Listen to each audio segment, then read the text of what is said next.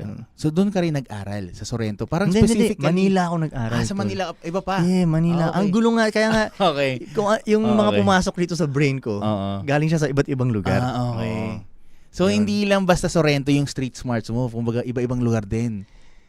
Yes. Masasabi kong, masasabi kong ganun. Pero saan ka sa Manila nag-aral? Anong ba naging course mo? Hindi, hanggang high school lang ako dito sa Pilipinas. Tapos... Tapos yung parang 4th year high school ko na sana, Mm-mm. sa States na yun napunta. Tapos doon ako nagtuloy. Ano bang naging course mo doon?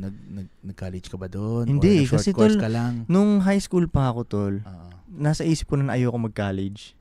Wala talaga sa isip kong mag-college ako. Okay. Pero nung pagdating ko dun sa Amerika, medyo nabulungan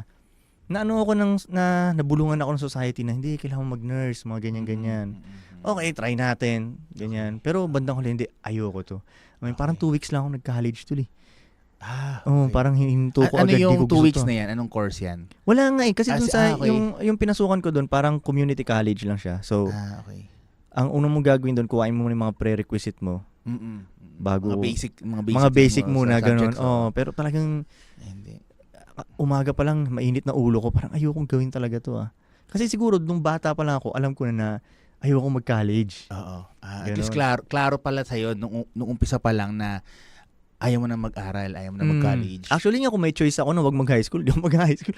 Bakit? Anong tumatakbo sa isip mo? Yung tularan to dahil baka iba yung storya nyo. Iba storya ko eh. Bakit? Anong tumatakbo sa isip mo? Bakit yun na naging gusto mo maging Na-bored path? ako eh.